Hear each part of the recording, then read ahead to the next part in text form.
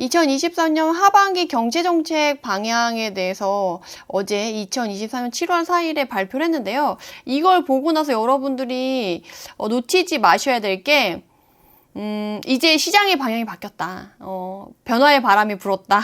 라고 우선 말씀드릴 수 있을 것 같아요. 불었다는 증거로 이 하반기 경제정책 방향이 그 결과를 말해주고 있어요. 그게 뭐냐? 올 초만 해도요. 1월 달에 12월 달에 정부가 정말 급하게 막 규제 완화 정책을 막 쏟아내면서 시장이 너무 불안정하고 급격하게 경착륙할 것 같으니까 엄청 신경을 쓰고 법 개정 2월에 안 됐는데도 불구하고 미리 땡겨서 잘 해보겠다라고 막 남발을 했었단 말이에요. 근데 지금 어때요? 2월 달에 법 개정 한다고 했던 것도 안 되고 딜레이 되고 이제는 법 개정에 대한 얘기가 그렇게 막 나오지 않잖아요. 그리고 요번에 하반기 경제정책 방향 내용을 보면 아시겠지만 이제 부동산 시장은 경착륙이 아니라 연착륙될 것 같다라고 본인들이 판단하고 있고 다른 사람들도 그렇게 판단하고 있으니까 이제 우리 급하지 않아. 이제 규제 완화 정책 그렇게 급하지 않아. 약간 이런 분위기로 바뀌었어요.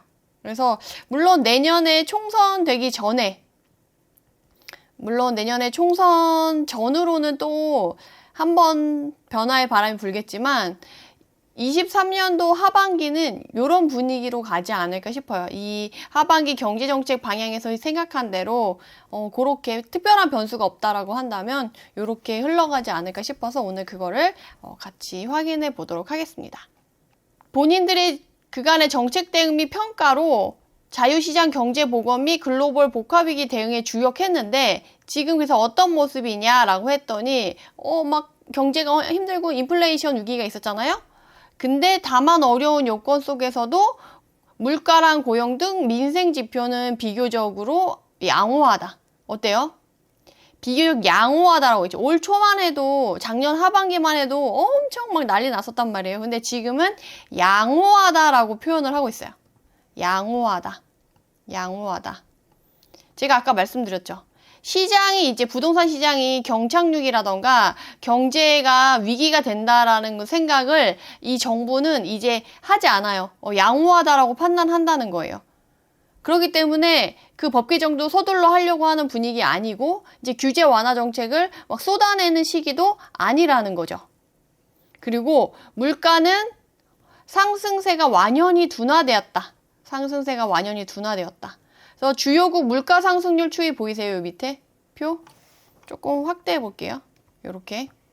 그래서 물가 상승세가 확연히 둔화돼서 지금 2022년 하반기에부터 이제 자이언트 스텝을 밟기 시작해서 쭉쭉쭉쭉 떨어졌는데 지금 한국이 빨간색이죠. 빨간색대로 지금 2%대, 물론 2% 밑으로까지 생각을 하고 있지만 2%대로 지금 내려왔다는 거예요. 이전에 거의 많이 막 5%, 6% 이렇게 됐을 때랑 다르게 그래도 우리가 기대했던 방향대로 가고 있다라는 거죠. 그리고 역대 최고의 고용률 5월에 63.5%, 최저 실업률 2.7%. 실업률은 이만큼 떨어지고요. 고용률은 이만큼 올랐어요. 20년에 비해. 그러니까 전반적인 우리가 경제 지표로 좀 위험하다고 보는 그런 것들이 많이 좋아졌다라는 거죠. 그래서 이제는 나라가 급하지 않다. 그렇게 판단하고 있다라는 이거를 지금 통해서 우리가 확인을 해볼 수가 있어요. 그래서 우리가 이전에 정부가 금방 해주겠지 약속했던 거 금방 해주겠지 했던 기대를 하면 안 된다는 거예요. 여유가 있어졌기 때문에 우리 마음만 급한 거다. 그래서 그렇게 생각을 하시면 될 것 같고 앞으로 경기 여건이 어떻게 바뀌게 될 거냐라고 했을 때 금융은 인플레 압력이 둔화되고 시장 안전 조치 등으로 변동성이 완화됐기 때문에 이제 아까 위에서 본 것처럼 시장이 급하지 않다라고 이제 여건을 판단을 하지만 리스크는 유의를 하겠다라고 얘기를 해주고 있어요. 그래서 다만 그간 누적된 금리 인상 및 경기 건설 둔화 영향으로 부동산 PF 한계 기업 등 취약 부분 리스크 요인이 잠재되어 있다. 여기 우리가 중요하죠. 부동산. 우리가 중요하게 여기는 거. 주택 가격은 완만한 조정이 이루어지는 가운데 심리 거래가 회복되는 등 시장 연착륙이 진행 중이다. 정부가 이렇게 판단을 하니까 정말 우리가 이제 기대했던 취득세 중과 폐지 이거는 좀 물 건너갔다라고 볼 수가 있죠. 내년 총선 전후에 어떻게 좀 얘기가 나올라나? 시장이 나아지는 건 좋은데 규제 완화 정책이 좀 뜨뜻미지근해가지고 속도가 안 난다는 것도 속상한 일이죠. 너무 속상한 일이죠. 그래서 우리가 지금 정부에서 지금 시장이 완만한 조정을 이루고 있다라고 했잖아요. 지금 완만한 조정을 원했는데 원하는 걸 성취한 거예요. 그러니까 급할 게 없는 거지. 그래서 시장 연착륙이 잘 진행 중이니까 더 이상 이제 뭘 열심히 하지 않겠다. 다만 역전세 우려가 지금 가장 크잖아요. 이것 때문에 임대차 시장을 중심으로 서민주거 안정 저해 요인의 집중 관리를 필요로 하겠다 해서 최근에 이제 나온 게 이제 전세자금 대출에 대해서는 DSR을 완화하겠다. 이게 제일 크죠, 사실. 근데 이제 우리가 구조적 여건에서 기본적으로 거시적으로 볼 게 생산 연령 인구가 감소세가 심화됐다. 어때요? 이게 되면 우리가 일반적으로 생각했을 때는 이제 노령 인구가 많아지고 뭐 국민연금이 부담이 되고 줄어들 수 있고 뭐 이런 것들 있잖아요. 근데 이런 거랑 다르게 우리는 부동산 쪽으로 생각을 한다고 하면 뭘 생각해야 돼요? 생산 연령 인구가 감소세가 되면 주택 구매력을 갖고 있는 사람들, 주택 구매력이 높은 인구가 줄어들 수 있는 거죠. 그러면 어때요? 절대 인구가 감소하는 것보다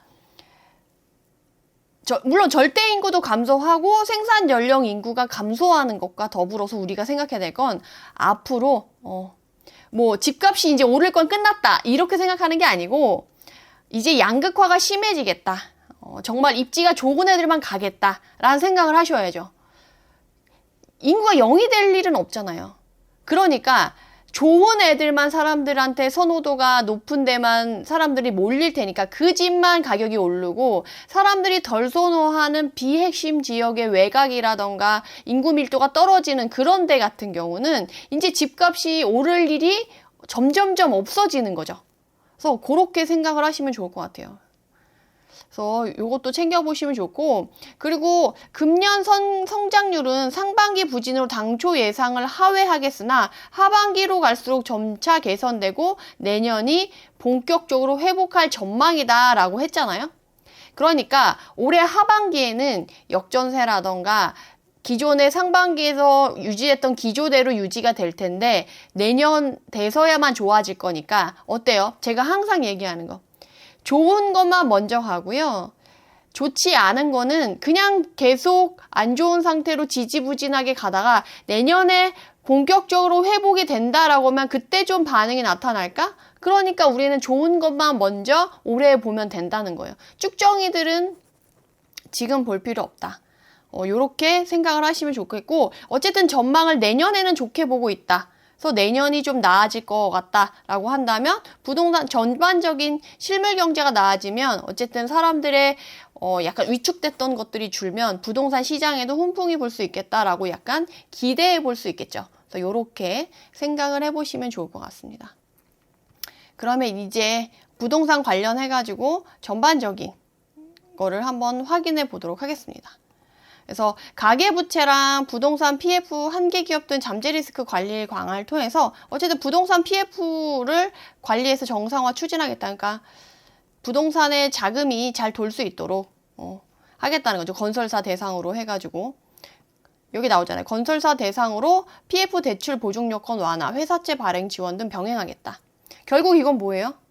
올 초에 PF 대출 난리 나고 건설사들이 도산의 위험이 막 증가하는 작은 중소기업 이런 애들이 증가하고 그 외에 다른 사람들도 이제 몸을 사리고 이제 수주를 받으려고 하지 않고 진행을 하려고 하지 않으니까 그 여건을 좀 잘 마련해서 빨리 공급 물량 하겠다고 했던 거를 채우려고 하는 거예요. 이대로 가서는 공급 물량을 채우는 건 뿐만 아니라 오히려 이후에 공급 가뭄을 일으킬 수도 있기 때문에 이런 부분들을 이제 손 대겠다는 거죠. 그래서 앞으로 공급 물량에 좀 신경을 쓰려고 하겠다는 건데 이후에 그런 거와 관련해 가지고 맞아요. 여기 나오네요. 아까 PF 대출과 관련해가지고 재개발 재건축 관련해서도 얘기가 나와서 앞으로 공급에 대해서 신경을 쓰는 거기 때문에 향후 환경이 좋아질 수 있는 부분, 우리가 규제 완화 정책을 적극적으로 이제 이전에 냈던 걸 적극적으로 안 한다고 한다면 상대적으로 좀 밀어주는 것들을 챙겨야 되잖아요. 그래서 그것들을 챙길 수 있게 이따가 내려오는 부분을 확인을 하면 좋을 것 같습니다. 그래서 주거안정, 이게 사실 요번에 제일 크잖아요. 역전세, 전세 사기 등 서민 주거안정 저해 요인 방지를 주력하고 주거비 부담 완화 노력 지속. 그래서 명분은 이걸로 되지만 우리는 명분을 세우려는 게 아니고 투자를 해야 되니까 결국에는 역전세를 안 만들려고 이렇게 환경을 조성해 주다 보니까 어때요? 이전에는 다주택자들 너네 미워, 적폐야 막 이렇게 해가지고 대출 다 막아, 알아서 처리해, 약간 원하지 않는데 내가 전세 사기꾼이 되는 것 같은 그런 환경에 처했었다라고 한다면 이제는 나라에서 그렇게 되지 않게끔 대출을 풀어주겠다는 거죠. 그래서 이전에 우리가 전세는 어땠어요? 진짜 심했을 때는 아무것도 대출 안 해준다라고 했다가 작년 하반기에는 전세자금 반환 대출에 한해서 그러니까 생활안정자금을 1억으로 제한했다가 2억으로 늘려줬잖아요. 그러다가 올 초에 작년 연말 올 초에 이제 대출 규제 완화해준다고 하면서 KB 부동산 시세의 60%까지 DSR에 한도가 남아있다라고 하면 해준다고 했었죠. 근데 이제는 DSR 규제 해가지고 대출 받을 수 있는 사람이 누가 있어요. 다 대출을 많이 받았었는데. 그러니까 그거는 무용지물이다라고 하니까 이제는 역전세, 전세 사기 등 리스크 관리를 강화하기 위해서 대출 규제를 완화하겠다라는 거죠. 그래서 제가 지난 시간에 얘기했을 때 대출 규제 이거 DSR을 완화하려고 했을 때 이걸 다 풀어주지는 않을 것 같다. 비율이라던가 기간을 정할 것 같다라고 했는데 역시나 그렇게 나왔죠. 그래서 세입자 보호 전제로 7월 말부터 1년 한시죠. 제가 말씀드렸죠. 기간을 정할 거다. 6개월이든 1년이든 기간을 정할 거다. 그리고 보증금 차액에 대한 반환 목적 대출에 한해서 목적이 딱 명확하죠. 그리고 대출 규제를 완화하겠다. 그리고 개인 DSR 40 대신에 이 60%로 적용해 주겠다. 20% 정도를 완화해 주는 거죠.